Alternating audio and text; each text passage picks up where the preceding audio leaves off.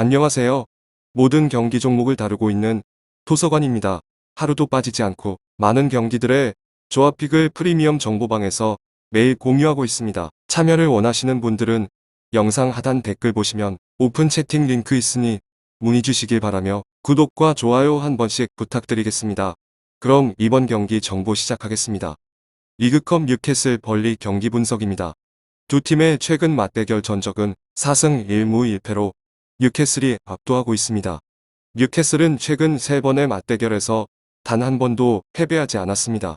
2021년 4월 11일 벌리 원정에서 2대1승, 2020년 10월 3일 홈에서 3대1승, 2020년 2월 29일 홈에서 0대0 무승부를 기록했습니다.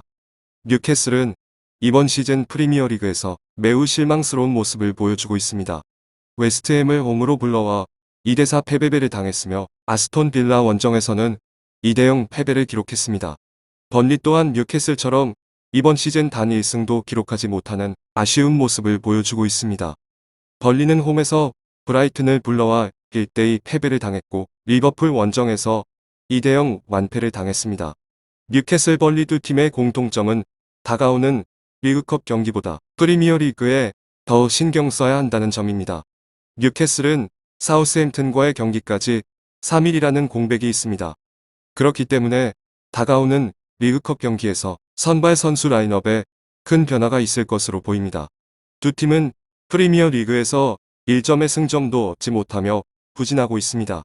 다가오는 리그컵에서 3라운드 진출을 통해 분위기 반전을 노려야 합니다. 두 팀의 전력은 비슷하지만 뉴캐슬 유나이티드의 상대 전적과 홈이라는 이점을 통해 좋은 경기를 보여줄 것으로 보입니다. 현재 뉴캐슬에서 부상을 당해 경기에 출전하기에 어려워 보이는 선수는 마틴 두브라브카, 폴 더맷입니다. 벌리의 부상자 명단은 데일 스티븐스, 케빈 롱입니다.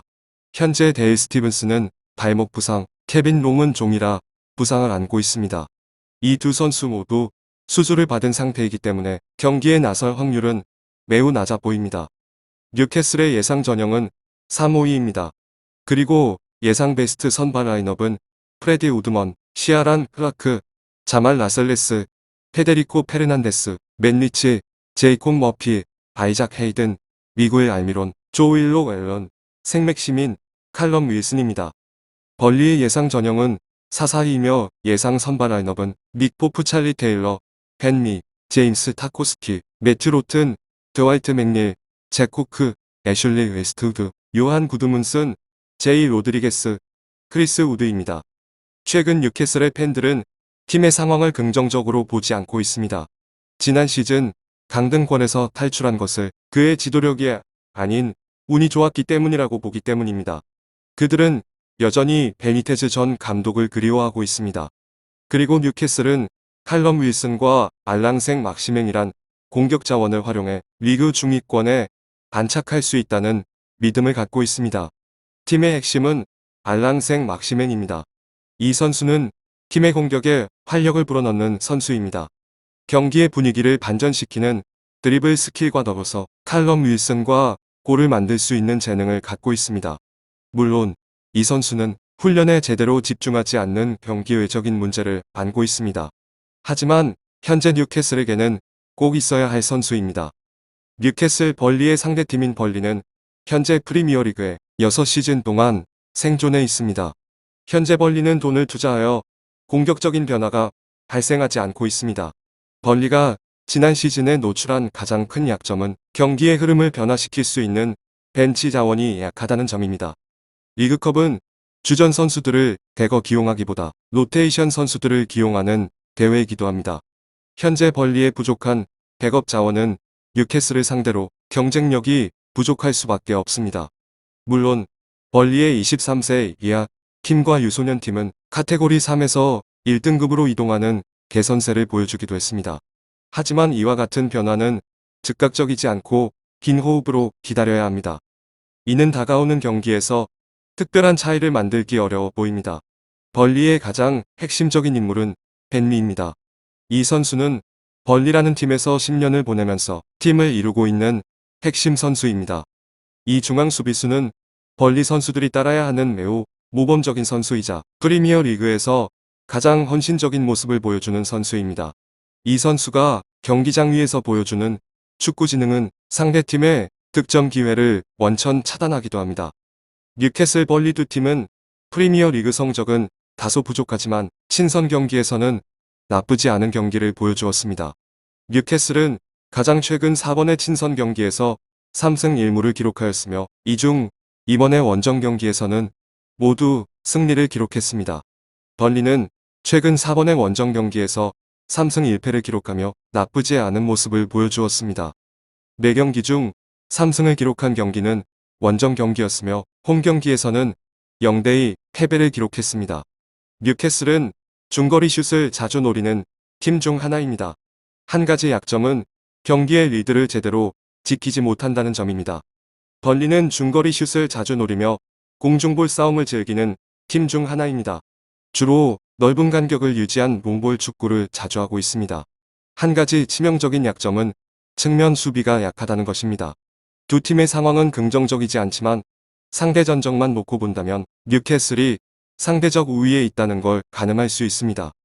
뉴캐슬이 프리미어리그에서 자주 노출한 약점은 역시 수비력이었습니다. 공격에 재능 있는 칼럼 윌슨에게 기대할 수 있으나 페르난데스, 클라크, 크레프가 이루고 있는 수비 라인은 아직까지 불안정해 보입니다. 현재의 수비력은 이번 시즌 프리미어리그에 잔류할 수 있을 것인지에 대한 의문까지 안겨줄 정도입니다. 라셀레스와 셰어 머리를 세워 수비적인 축구를 보여주기도 했으나 뒷공간을 노리는 데니 잉스와 같은 스트라이커에게 크게 흔들리는 모습을 보여줬습니다. 특히 라셀레스 선수가 손으로 공을 막으며 상대팀에게 페널티킥을 허용한 것은 상당히 아쉬운 모습이었습니다. 그나마 다행인 점은 벌리는 뒷공간을 노리는 축구를 하지 않는다는 점입니다. 벌리가 리버풀에게 2대0으로 패배했으나 수비 조직력의 측면으로 보자면 뉴캐슬보다는 상대적으로 나았습니다. 물론 경기는 리버풀에게 기울어진 경기였습니다. 2대0 완패였지만 긍정적인 부분을 보자면 많은 슈팅을 허용했음에도 불구하고 단 2개의 골만 내준 것입니다. 이 점을 놓고 본다면 벌리가 뉴캐슬보다 우위에 있습니다. 물론 크리스 우드와 제이 로드리게스로 자여진 공격 라인은 그리 긍정적이지 않습니다.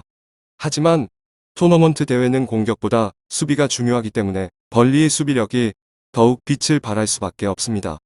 더 나아가 벌리는 세트피스 상황에서도 한 방을 노릴 수 있는 제공권을 갖고 있는 팀입니다. 벌리는 코너킥과 같은 상황이 만들어지면 제임스 타코우스키와 벤비, 크리스 우드를 활용해 상대팀을 강하게 압박할 수 있습니다. 물론 벌리는 탄탄한 수비 조직력을 유지하고 있으나 브라이튼 경기에서 노출한 부족한 집중력을 놓고 본다면 뉴캐슬에게 기대를 할 수 있습니다. 벌리는 브라이튼과의 경기에서 골대를 이번 마치며 매우 아쉬운 모습을 보여주었습니다. 하지만 벌리의 최근 10번의 리그에서 무려 8배를 기록하며 부진하고 있는 모습을 보이고 있습니다. 벌리는 지난 시즌 17위로 힘들게 잔류에 성공했습니다. 그럼에도 불구하고 이번 여름 이적 시장에서 특별한 보강이 없다는 것이 아쉬운 부분입니다. 기존의 전력으로 이번 시즌 또한 잔류하겠다는 노력이 돋보입니다. 벌리 브라이튼 경기에서 관심을 갖고 지켜봐야 할 것은 벌리의 한방입니다. 벌리는 경기의 주도권을 내주고 있다가 세트피스를 적극적으로 활용하여 득점을 만들어낼 수 있는 팀입니다. 장신 공격수인 크리스 우드와 제이 로드리게스를 어떻게 활용할 것인지 지켜볼 필요가 있습니다. 더 나아가 구드문드 손의 날카로운 침투로 뉴캐슬의 빈약한 측면을 공략할 수 있다면 충분히 좋은 경기를 만들어낼 것입니다. 뉴캐슬의 긍정적인 모습을 꼽자면 아스널의 조 윌록이 뉴캐슬로 이적했다는 점입니다. 이 선수는 아스널 성골 유스 미드필더로 다양한 곳에서 활약할 수 있다는 장점이 있습니다. 이 선수는 뉴캐슬에 임대해 14경기 8골을 기록하는 좋은 모습을 보여주었습니다. 특히 시즌 막바지에는 7경기 연속 득점을 하였습니다. 유익한 정보가 되셨다면 구독과 좋아요 한 번씩 부탁드립니다. 그리고 최종 조합과 정답지는 항상 프리미엄 정보방에서 항상 공유하고 있으니 참고해 주시고 이번 영상 마무리하겠습니다.